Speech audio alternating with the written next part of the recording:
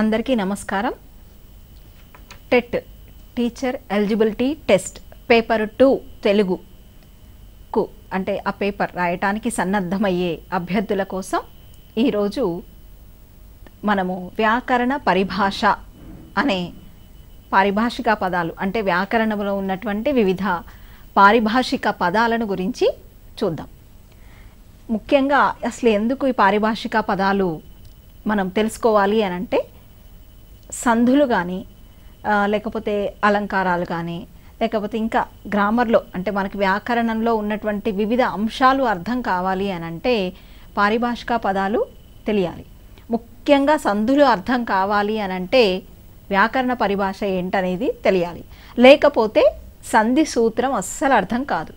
సంధి సూత్రం అర్థం కాకపోతే మనకి ఇచ్చినటువంటి పదాలని మనం ఏ సందో గుర్తించడం కష్టమవుతుంది అన్నమాట. కాబట్టి ఖచ్చితంగా ఇప్పుడు పరిభాష లేదా పారిభాషిక పదాలు అంటే అవి ఎక్కడి నుంచో ఏవో కాదు, ఉన్నటువంటివి అంటే మన మామూలుగా వాడేటువంటి పదాలే, కాకపోతే మరో రూపంలో వ్యాకరణవేత్తలు వాటిని రాయడం జరిగిందనమాట. అయితే ఇక్కడ అవి మామూలుగా మనం అర్థం చేసుకోవాలి అంటే చూడండి, ఇప్పుడు మనకి సైన్స్ ఉంది. సైన్స్లో మనం ఏమంటాం, మామూలుగా అయితే చెట్లు అంటాం, అదే సైన్స్ వాళ్ళు ఏమంటారు వృక్షాలు అంటారు కదా. అట్లాగే ఆకులు అంటాం, వాళ్ళు పత్రాలు అంటారు. ఇట్లా అనమాట. అంటే పదాలని అవే మనకు వాడుకలో ఉన్నటువంటివే, కానీ వేరేటువంటి భాషలో కొంత వాటిని శాస్త్రీయ పదజాలంతో చదువుతూ ఉంటారు. ఇక్కడ కూడా మనం తెలుగులో ఉన్న మనకు అర్థమయ్యేటువంటి పదాలే అవి, కాకపోతే ఆ పద వివరణ మనకు తెలిసి ఉండాలి. కాబట్టి వ్యాకరణ పారిభాషిక పదాలు ఏవైతే ఉన్నాయో వాటిని గురించి ఒకసారి చూద్దాం. మనకు మామూలుగా చూస్తే సవర్ణ దీర్ఘ సంధిలో మీకు గమనించండి, ఆ ఈ ఊ రూలకు అవే అచ్చులు పరమైనప్పుడు దీర్ఘము ఏకాదేశంగా వస్తుంది అని వస్తుంది సూత్రం. మనము మామూలుగా సవర్ణ దీర్ఘ సంధి అనగానే ఆ సవర్ణ దీర్ఘ సంధి అవే అచ్చులు పరమైతే దీర్ఘం వస్తుంది అని చెప్పి చదువుతాం, కానీ ఆ చివరకు ఉన్నటువంటి పదాన్ని చదవం మనం, ఏకాదేశం అనేది వదిలేస్తూ ఉంటాం. కానీ బిట్లల్లో అవే ఎక్కువగా అడిగే అవకాశం ఉంటుంది. అంటే ఎట్లా అడుగుతాడు, ఇక్కడ ఏదైనా ఒక పదాన్ని ఇచ్చి ఈ పదములో జరిగినటువంటి సంధి కార్యము ఏకాదేశము, వైకల్పికము, నిత్యము, బహుళము అనొచ్చు, అట్లా అనమాట. కాబట్టి సరే, నేను ఆ ప్రశ్న విధానం మళ్ళీ ఒకసారి తర్వాత చెప్తా. ముందు మనము అసలు వ్యాకరణ పారిభాషిక పదాలు కొన్ని అన్నీ అంటే కష్టమేమో, కానీ మ్యాక్సిమం మనకు వచ్చేవి మన సిలబస్లో కవర్ అయ్యే వరకు మనం చూద్దాం. వ్యాకరణ శాస్త్రానికి సంబంధించినటువంటి సాంకేతిక పదాలని మనం ఏమంటాం, వ్యాకరణ పరిభాష అంటాం. సాంకేతిక పదాలు ఇవి వ్యాకరణ శాస్త్రానికి సంబంధించి. మొదట ఏకాదేశం గురించి చూద్దాం. రెండు పదాల మధ్య సంధి జరిగినప్పుడు, రెండు పదాల మధ్య సంధి జరిగినప్పుడు అసలు సంధి అంటే ఏంది, మళ్ళీ ఒక చిన్న అవగాహన ఇక్కడ చేసుకొని ఏకాదేశం దగ్గరకు పోదాం. సంధి అంటే పూర్వ పర స్వరాల కలయిక. అసలు సంధి పదాలు ఎందుకు ఏర్పడుతున్నాయి అంటే మనం గత క్లాస్లో అనుకున్నాం, వేగంగా పదాలను ఉచ్చరించేటప్పుడు, సౌలభ్యం కోసము, ఇట్లా వివిధ సందర్భాలను బట్టి మనము పదాలను కలిపేస్తూ ఉంటాం. పామెక్కడ, చిన్నప్పుడు అట్లా అంటే పదాలని మనం ఏం చేస్తాం, కలిపేస్తూ ఉంటాం. వాడెక్కడ ఇట్లా. అయితే ఇక్కడ వాడు ఎక్కడ, పాము ఎక్కడ, ఇట్లా చిన్న అప్పుడు, ఇవన్నీ కలిసి ఏమవుతుంది, సంధి ఏర్పడుతుంది. అంటే రెండు పదాలు కలిసినప్పుడు సంధి అనేది జరుగుతుందన్నమాట. ఇక్కడ మరి అట్లా జరిగినప్పుడు ఫస్ట్ పదాన్ని మనం ఏమంటాం, పూర్వపదము అంటాం. రెండో పదాన్ని ఏమంటాం, పరపదము అంటాం. ఇట్లా రెండు పదాల మధ్య సంధి జరిగినప్పుడు పూర్వపదములో చివరి అక్షరము, పరపదము దీంట్లో మొదటి అక్షరము కలిసిపోతాయి అన్నమాట. పూర్వ పర స్వరాలలో ఏదేని ఒక స్వరం తొలగించబడి మరొక స్వరం యథావిధిగా ఉండడం. ఏకాదేశం అంటే గమనించండి, రెండు పదాల మధ్య సంధి ఇప్పుడు ఎట్లా జరుగుతుందో మనకు తెలుసు, దాన్నే సంధి కార్యం అంటాం. సంధి జరిగేదాన్ని బట్టి అంటే ఇవి కలయిక కలుస్తున్నాయి కదా, ఈ అక్షరాలు, ఈ స్వరములు, పూర్వపర స్వరాలు కలుస్తున్నాయి కదా, అట్లా కలవడాన్ని ఏమంటాం, సంధి. ఆ సంధి కార్యం అంటున్నాం. ఆ సంధి కార్యము ఎట్లా జరుగుతుంది ఏకాదేశము అంటే చూద్దాం. రెండు పదాల మధ్య సంధి జరిగినప్పుడు పూర్వ పర స్వరాలలో ఏదేని ఒక స్వరం తొలగించబడి మరో స్వరం యథావిధిగా ఉంటుంది. అది నేను మీకు చూపిస్తా. అట్లాగే పూర్వ పరస్వరాలలో రెండూ తొలగించబడి వాటి స్థానంలో కొత్తది చేరుతుంది. పూర్వ పరస్వరాలలో రెండూ తొలగించబడి వాటి స్థానంలో కొత్తది చేరుతుంది. ఒకసారి ఏమవుతుంది, ఒకటి ఉంటుంది ఇంకోటి పోద్ది, ఇంకోసారి ఏమవుతుంది రెండు పోయి ఇంకోటి వస్తుంది కొత్తది. అది గుర్తుపెట్టుకోండి. ఏకాదేశము అంటే మనకు ఆ ప్రాథమికమైన నాలెడ్జ్ అవసరం. ఇక ఉదాహరణలు కొన్ని చూద్దాం. ముఖ అరవిందం అనే పదం ఉందనుకోండి. ముఖ ప్లస్ అరవిందం. ముఖ అంటే ఏముంది అంటే పూర్వపదము చివరి అక్షరంలో మనం ఏ అచ్చును పలుకుతున్నాం, మనది అజంత భాష. ఏ పదం పలికినా చివర అచ్చుతోనే అది అంతమవుతుంది. అది తెలుసు కదా అందరికీ. ముఖ అంటే క, కాలో ఏముంది ఆ ఉంది. ముఖ అన్నప్పుడు కాలో ఆ ఉంది. అట్లాగే మనకు రెండో పదంలో మొదటి అక్షరం ఏముంది ఆ ఉంది.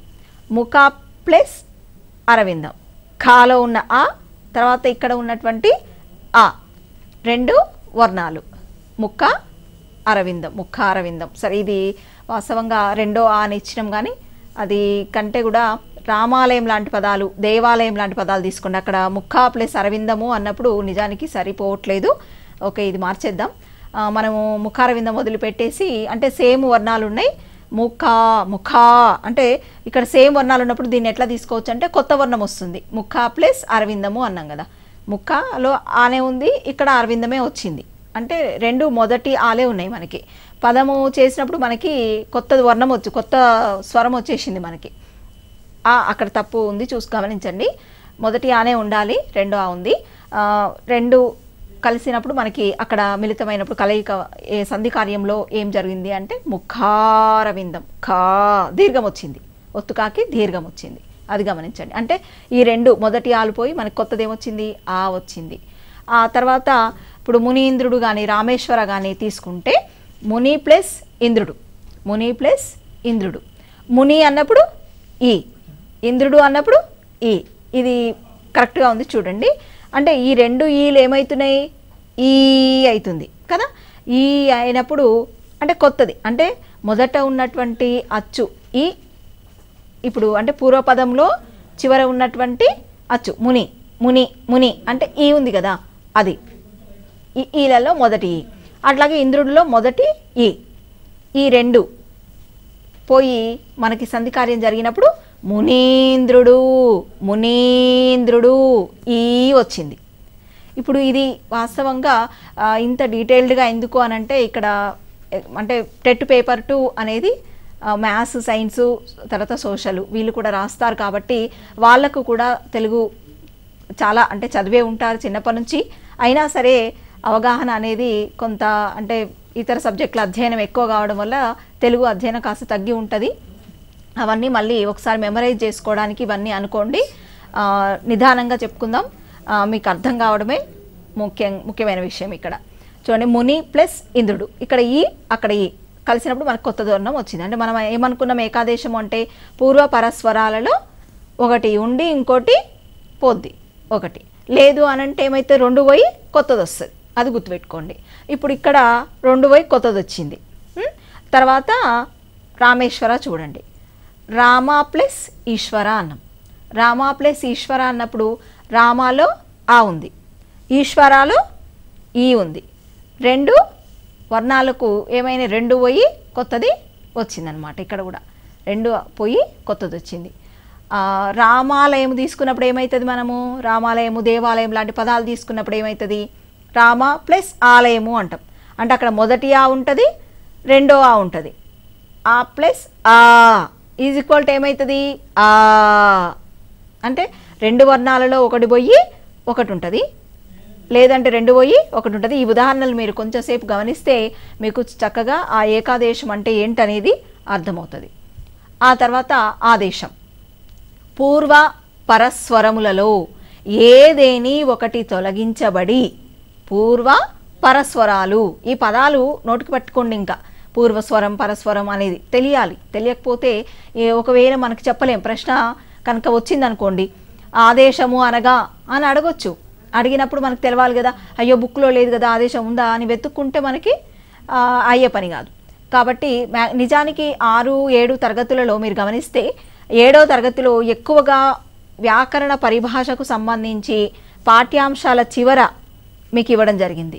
వైకల్పికం అంటే ఏంది, ఇట్లాంటి కొన్ని అంశాలు ఉన్నాయి, మీరు గమనించండి బాగా. నిత్యం అంటే ఏంది, బహుళం అంటే ఏంది, ఆ వివరణ అంశాలన్నీ ఇచ్చారు. కాబట్టి మనము ప్రశ్న రాదు అనుకోవడానికి ఏమాత్రం అవకాశం లేదు. ప్రతిదీ మనం చదివేది అది వస్తుందేమో అనుకునే చదవాలి. కాబట్టి ఏది చిన్నది అని తీసేయడానికి లేదు. మనకి ప్రతి మార్కు విలువైనది. ఆదేశము అనుకున్నప్పుడు పూర్వ పరస్వరములలో ఏదేని ఒకటి తొలగించబడి దాని స్థానంలో మరొక కొత్త స్వరం శత్రువు వలె వచ్చి చేస్తుంది. అంటే ఇక్కడ మామూలుగా రెండు పదాలు కలిసి సంధి జరుగుతూ ఉంటుంది కదా. జరిగినప్పుడు ఏమవుతుంది, ఒకదాన్ని తీసేసి ఇంకోటి వచ్చి కూర్చుంటుంది అనమాట. మొత్తానికి దాన్ని తీసేస్తుంది. అట్లా ఇప్పుడు చూడండి, నాల్కలు సాచుచు. మనకి 10వ తరగతిలో వీర తెలంగాణ పాఠం ఉంది. అక్కడ మనకు ఒక పద్యంలో ఈ నాల్కలు సాచుచు జలది అని చెప్పేసి ఒక పద్యం వస్తుంది మనకి. అక్కడ నాల్కలు సాచుచు అన్నప్పుడు సా అనేది ఏమైంది, చాగా మారింది. మనం సంధి పదంగా చేసినప్పుడు నాల్కలు ప్లస్ చాచుచు అయింది. నాల్కలు ప్లస్ చాచుచు అయింది. చా వచ్చేసింది. అంటే మనం మళ్ళీ పదాన్ని రాసినప్పుడు ఏమైంది, సా ఉంది. అంటే పూర్వ పరస్వరములలో నిజానికి ఏముండాలి, నాల్కలు చాచుచు అని ఉండాలి కదా. కానీ పూర్వపరస్వరాల్లో ఒకటి తొలగించబడ్డది. పూర్వపరస్వరాల్లో ఏం తొలగించబడ్డది, చాకు దీర్ఘం తొలగించబడ్డది. తొలగించబడి అక్కడ ఏమైంది, ఒక కొత్త స్వరం శత్రువు వలె వచ్చి చేరింది. నాల్కలు సాచుచు అయింది. అట్లాగే కూరగాయలు చూడండి, కూర ప్లస్ కాయలు, కూర ప్లస్ కాయలు. కూరలో కూర ఉంది, కాయల్లో కాయ లేదు, మనకి గా వచ్చేసింది. అంటే కూర కాయలకు బదులు కూర గాయలు ఉన్నది. ఇది గసడ దవాదేస్తుంది. నాల్కలు సాచుచు కూడా గసడ దవాదేస్తుంది. అంటే ఆదేశం పేరులో కూడా గుర్తుపట్టవచ్చు మీరు. గసడ దవాదేశ సంధి, గసడ దవాదేశ సంధి, ఆదేశ సంధి అని. అట్లా అంటే మనం వ్యాకరణ చదివేటప్పుడు పదాలను విడదీసుకుంటూ అందులో ఉన్నటువంటి మీనింగ్ని అర్థం చేసుకుంటూ కనుక చదివితే సులభంగా వచ్చేస్తాయి. ఇక ఆగమం చూద్దాం. పూర్వ పరస్వరములు రెండూ ఉంటూనే వాటికి అదనంగా మరొక స్వరం మిత్రుడు వల్లే వచ్చి చేరుతుంది. ఇందాకేమో శత్రువు. ఆదేశం అంటే శత్రువు గుర్తుపెట్టుకోవాలి. ఈ రెండు బాగా అభ్యర్థులు కన్ఫ్యూజ్ అవుతూ ఉంటారు. ఆదేశం అంటే ఒక ఆఫీసర్ అనుకోండి, ఆఫీసర్ కింద మనం పనిచేస్తూ ఉన్నాం, ఆదేశాలు ఇస్తాడు. అప్పుడు మనకి ఎట్లా ఆదేశాలు ఇస్తున్నప్పుడు మన మీద కమాండ్ చూపిస్తున్నప్పుడు శత్రువులాగా అనిపిస్తారు కదా మామూలుగా. అట్లా ఇక్కడ గుర్తుపెట్టుకోండి, ఆదేశం అంటే ఒక శత్రువు అని. అంటే ఆఫీసర్లందరూ శత్రువులని కాదు ఇక్కడ, కానీ మనకు గుర్తుండడం కోసం మాత్రమే. ఇక్కడ ఆదేశం అంటే శత్రువు. ఆగమం అంటే మిత్రుడు. ఆగమం మన ఇంటికి మిత్రుడు వచ్చిండు, ఆగమం. అట్లా గుర్తుపెట్టుకోండి, మనం గుర్తుపెట్టుకోవాలి, మనకు మార్కు రావాలంతే. పూర్వ పరస్వరములు రెండూ ఉంటూనే వాటికి అదనంగా మరొక స్వరం ఎట్లా వస్తుంది, మిత్రులాగా వచ్చి చేరితే దాన్ని ఆగమం అంటాం అన్నమాట. మనకి వీటికి సంబంధించిన సందులు చాలా ఉన్నాయి పాఠ్యపుస్తకాల్లో 6 నుంచి 10 వరకు. ముఖ్యంగా 9, 10 తరగతుల్లో మనకి రుగాగమ సంధి, టుగాగమ సంధి ఇట్లాంటివన్నీ తగులుతూ ఉంటాయి. రుగాగమం, టుగాగమం ఇట్లా అన్నప్పుడు ఏముంది అందులో, ఆగమం. అది తెలవాలి కదా మనకి. అందుకోసం ఈ పారిభాషికని మనం నేర్చుకోవాలి. ఇక్కడ పేదరాలు ఉంది, ఎట్లొచ్చిందో చూద్దాం మరి. ఆగమం మిత్రులాగా. పేదరాలు అసలైతే ఈ పదాలు ఏంటి, పేద ప్లస్ ఆలు, బాలింత ప్లస్ ఆలు, శ్రీమంత ప్లస్ ఆలు ఇట్లా ఉంటాయి అన్నమాట. ఇక్కడ అట్లాంటి అంటే ఈ ఆలు శబ్దంలో ఉన్నటువంటి ఆ ఏమైంది, రాకు చేరింది, రాలోకి వచ్చేసింది, రాగా మారిపోయింది, మిత్రులాగా వచ్చింది. పేదరాలు, బాలింతరాలు, గుణవంతురాలు, శ్రీమంతురాలు ఇట్లా జవరాలు ఇట్లా అంటాం అన్నమాట. అంటే మిత్రుల్లాగా వచ్చి చేరింది అని గుర్తుపెట్టుకోవాలి. ఇక నిత్యము, సంధి తప్పనిసరిగా జరగడాన్ని మనము నిత్యము అంటారు. సంధి అంటే ఖచ్చితంగా ఇక్కడ సంధి జరుగుతుంది అనే విషయాన్ని అభ్యర్థులు గుర్తించాలన్నమాట. ఇక్కడ ఉదాహరణలు కొన్ని చూస్తే మనకు సంధి సూత్రాల్లో కూడా కొన్ని వస్తాయి, నేను అది చెప్తా ఇప్పుడు మీకు. రామయ్య అని చూడండి. ఫస్ట్ రామయ్య చూసినప్పుడు ఏమవుతుంది, రామ ప్లస్ అయ్య అంటే రామ అయ్య అనే 2 పదాలు కలిసి రామయ్య అనే పదం ఏర్పడింది. ఇక్కడ రామాలో చివర ఏముంది అంటే ఆ మొదటి పదం చివర ఉన్నటువంటి అక్షరము మనకి మాలో అచ్చు ఆ ఉంది, మళ్ళీ ఎదురుగా ఆ ఉంది. రామ ప్లస్ అయ్య రామయ్య అయింది.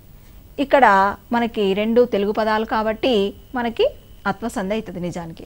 ఇది అంటే నిత్యానికి ఉదాహరణ. తర్వాత బాలుడతడు చూడండి, బాలుడు ప్లస్ అతడు, బాలుడు అతడు రెండు పదాలు కలిసి బాలుడతడు అయింది. జగమెల్ల, జగము ప్లస్ ఎల్ల, జగము ప్లస్ ఎల్ల ఇవి ఉత్వసంధులు.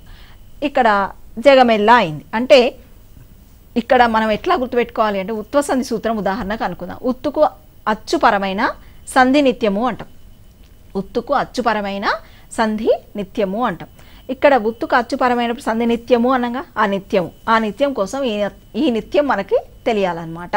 అంటే సంధి ఖచ్చితంగా జరుగుతుంది ఈ పదాలలో అనే విషయం మనము గమనించాలి. ఇక వైకల్పికం. వైకల్పికం అంటే సంధి ఒకసారి జరిగి మరోసారి జరగకపోవడం. ఇప్పుడు చూడండి, మేనత్త ఉంది, మేనా ప్లస్ అత్త, మేనా ప్లస్ అత్త కలిసి మేనత్త అయింది. అంటే ఇక్కడ సంధి జరిగింది. అదే చూడండి, గమనించండి, మేనా ప్లస్ అత్త ఈ పదాలే కలిసినాయి, కానీ మనకేం పదం వచ్చింది? మేనయత్త అయింది. మేనత్త అక్కడ వచ్చేసింది, కానీ ఇక్కడ మనం సంధి జరగకుండా చూస్తున్నాం ఒక రూపాన్ని. మేనయత్త అన్నప్పుడు ఇక్కడ సంధి లేదు. మరి ఇది సంధి లేదు అని అంటే నిజానికి ఎడాగమం, యకారం ఆగమంగా వచ్చింది అని అనుకున్నాం. ఎడాగమ సంధి దగ్గర మనం ఇది మళ్ళీ చర్చిద్దాం దీని గురించి. మేనయత్త అయింది అంటే ఒకసారి సంధి జరుగుతుంది, ఇంకోసారి సంధి జరగకపోవచ్చు అనమాట. అట్లా జరిగినప్పుడు దాన్ని ఏమంటాం? వైకల్పికము అంటాం. దీనినే ఇంకా ఏమంటాం? విభాష అంటాం. అంతేకాదు, నెక్స్ట్ ఇంకా బహుళం ఉంది. బహుళము చూస్తే మనకి సంధి నిత్యంగా, ఇప్పటివరకు మనం అనుకున్నాం, సంధి నిత్యంగా, వైకల్పికంగా, నిషిద్ధంగా, అన్య విధంగా జరుగుతుంది. అంటే సంధి బహురూపాల్లో జరగవచ్చు, బహురూపాలుగా ఉంటుంది అని సంధి కార్యాలు, అది బహుళం. ఇక్కడ చూడండి, సోమయ్య అన్నప్పుడు సంధి జరుగుతుంది. సోమ ప్లస్ అయ్య అన్నప్పుడు సంధి జరిగింది, ఇది నిత్యం అనుకుంటున్నాం. అట్లాగే పుట్టినిల్లు, పుట్టిన ప్లస్ ఇల్లు, పుట్టినిల్లు, పుట్టిన ప్లస్ ఇల్లు అంటే సంధి జరిగింది. ఇక్కడ పుట్టిన ఇల్లు సంధి జరగలేదు. పుట్టినిల్లు అన్నప్పుడు సంధి జరిగింది, పుట్టిన ఇల్లు అన్నప్పుడు సంధి జరగలేదు. ఇక్కడ మళ్ళీ ఎకారము ఆగమంగా వచ్చింది. అంటే వైకల్పికం, అది నిత్యం, ఇది వైకల్పికం. తర్వాత సంధి జరగకపోవడం వల్ల అంటే ఇక్కడ వ్యాకరణ కార్యం జరగలేదు అని అర్థం. సంధి కార్యం జరగలేదు అంటే వ్యాకరణం ఇక్కడ లేదు, జరగలేదు అని. ఇక్కడ చూడండి, మా ఇల్లు, మాయమ్మ ఇట్లాంటి పదాలన్నీ కూడా దానికి ఉదాహరణగా మనము చెప్పుకోవచ్చు వైకల్పికానికి. ఇక రమ ఎక్కడ, రమ ప్లస్ ఎక్కడ ఇట్లా సంధి పదమే. అది నిజానికి సంధి జరగవచ్చు కానీ జరగదు, ఒకసారి జరుగుతుంది, ఒకసారి జరగదు. ఏంటి ఇది ఇట్లా అంటే వ్యాకరణము లేదా అక్కడ కవులు గ్రంథాలు రాసేటప్పుడు వాళ్ళ ఛందస్సుకు అనుగుణంగా వేస్తూ ఉంటారు పదాలు, కాబట్టి కొన్నిసార్లు సంధి జరుగుతూ ఉంటుంది, కొన్నిసార్లు జరగదనమాట. సరే, అన్య విధము చూద్దాం. ఒక ప్లస్ ఒక, ఒకనొక, ఒక ప్లస్ ఒక, ఒకనొక అంటే ఇది ఇక్కడ ఎట్లా వచ్చి చూడండి, ఒక ప్లస్ ఒక కలిస్తే మనకేం రావాలి? ఏం వచ్చింది? ఇక్కడ నకారం వచ్చింది. నిజానికి చూడండి, కా ప్లస్ ఓ, కా ప్లస్ ఓ కలిసి ఏం రావాలి? ఓనే ఉండాలి నిజానికి. ఒక ఒక కదా, ఒక ఉండాలి. కానీ ఇక్కడ ఏమైంది? ఒకనొక అన్య విధంగా అంటే ఇంకో రూపంలో సంధి జరిగింది, అది అన్య విధం. అంటే సంధి ఒకసారి జరిగి ఒకసారి జరగకపోతే వైకల్పికం, తర్వాత అసలు సంధే జరగకపోతే నిషిద్ధం, ఆ తర్వాత సంధి అన్య ఒక అక్షరం మొత్తం అంటే ఆ పదాలు మారిపోతాయి. ఇప్పుడు అక్షరాలు మారిపోయినాయి అనమాట. ఒకనొక చూస్తే మీకు అర్థమైంది, నకారం వచ్చింది అని. అది అట్లా వస్తే అన్య విధము అని. ఆ తర్వాత ఏమనుకున్నాం? నిత్యము అనేది కూడా మనం చర్చించినాం. అంటే సంధి నిత్యంగా, వైకల్పికంగా, నిషిద్ధంగా, అన్య విధంగా జరగడాన్ని మనం ఏమంటాం? బహుళము అని అంటాం. ఇక తర్వాత ద్విత్వం చూద్దాం. ఏంటి ద్విత్వము? ఇందాక మనం గత క్లాసులో కూడా చూసినాం. ద్విత్వము అంటే ఒక హల్లు కింద అదే హల్లు ఒత్తు వస్తుంది. ద్విత్వం బగును, ద్విత్వం బగును అని వస్తాయి మనకి సంధి సూత్రాలు చదివేటప్పుడు. ద్విత్వం బగును అంటే ఏమిటి అని కొంత అంటే బాగా తెలుగు కొంచెం బ్యాక్గ్రౌండ్ కాని వాళ్ళకి కానివ్వండి, కొంచెం పక్కకు పెట్టిన వాళ్ళకి కానివ్వండి, తెలుగుని అప్పుడు కొంత వస్తుంది సందిగ్ధత. ద్విత్వము అనేది అందుకనే ఎక్కువసార్లు చెప్పుకుంటూ ఉన్నాం. ఒక హల్లు కింద అదే హల్లు ఒత్తు రావడం, ఒక హల్లు కింద అదే హల్లు ఒత్తు వస్తే దాన్ని ఏమంటున్నాం? ద్విత్వము అంటున్నాం. కాకి కావత్తు, మాకు మా ఒత్తు, అట్లాగే చాకు, చావొత్తు, యాకు, యావొత్తు. అంటే ఇప్పుడు చూడండి అక్క, చెమ్మ, రచ్చ, అయ్యా, ఇట్లాంటి పదాలలో ఉన్నటువంటి ఏంటి మనకి అంటే ద్విత్వాలు, ద్విత్వాక్షరాలు. ఇవి ద్విత్వాక్షరాలు ఉన్నటువంటి పదాలు అవి. ఆ తర్వాత సంయుక్తం. సంయుక్తము అంటే ఒక హల్లు కింద, సంయుక్తం అంటే ఏంది, ఒక హల్లు కింద మరొక హల్లు రావటం. అంటే ఒక్కటే గుర్తుపెట్టుకోండి మీరు, ఇప్పుడు ఒక అక్షరానికి వేరే అక్షరం ఒత్తు వస్తుంది అనమాట. సాకి తావొత్తు వచ్చింది. అస్తమయం, సూర్యాస్తమయం అంటాం కదా, అట్లాగా సూర్యాస్తమయం. సూర్య రాలో యావత్తుంది, అది కూడా సంయుక్తమే. స్తాకి తావొత్తుంది, సూర్యాస్త కదా, అక్కడ బాగా సంయుక్త అక్షరాలు కనిపిస్తాయి. ఆ తర్వాత రమ్య, రమ్య, గమ్యం, ఇవన్నీ కూడా అంటే ఇక చాలా ఉంటాయి. చాలా పదాలు మన నిత్య వ్యవహారికంలో అనేక పదాలు మాట్లాడుతూ ఉన్నప్పుడు అనేకమైనటువంటి ద్విత్వ సంయుక్త అక్షరాలతో కూడినటువంటి పదజాలాన్ని వినియోగిస్తూ ఉంటాం. ఇక ఈ ద్విత్వ సంయుక్తాలు కన్ఫ్యూజ్ కాకండి, ముఖ్యంగా చెప్పేది అది. ద్విత్వం అంటే ఏంటి, సంయుక్తం అంటే ఏంటి అనేది గమనించండి. ఇక తర్వాత ద్విరుక్తం. ద్విరుక్తము అంటే ఒక పదం రెండుసార్లు పలుకబడుట. ఒకే పదం కానీ రెండుసార్లు పలుకబడుతుంది. ఏమేమి, ఔరౌరా, ఓహోహో, అట్లా అనమాట. ఒకే పదం ఏమేమి అన్నప్పుడు ఏమీనే కదా అందులో ఉంది. ఏమి ప్లస్ ఏమి, ఏమేమి, ఏమి ప్లస్ ఏమి అంటే ఒకే పదాన్ని ఏం చేస్తున్నాం, రెండుసార్లు పలుకుతున్నాం కాబట్టి అది ఏమేమి, అది ద్విరుక్తం. అట్లాంటి పదాలు వచ్చినప్పుడు ద్విరుక్తం. ఔరౌరా, ఔరా ప్లస్ ఔర, ఔరౌరా. తర్వాత ఓహోహో అన్నప్పుడు ఏముంది, ఓహో ఉంది, అదే ఓహో ఉంది. అంటే ఓహోహో రెండుసార్లు పలుకుతున్నాం దాన్ని. ఓహోహో అంటే ద్విరుక్తం, రెండుసార్లు పలికినాం కాబట్టి. ఇట్లాంటి చాలా పదాలు వస్తాయి మనకి ద్విరుక్తాలు. ఇప్పుడు ఈ ఆహాహా, ఆహాహా, ఆహా ప్లస్ ఆహా. ఎట్టెట్టా, ఎట్టా ప్లస్ ఎట్ట, ఎట్టెట్ట, ఎట్టా ప్లస్ ఎట్ట, ఎట్టెట్ట, ఇట్లాంటివి అన్నమాట.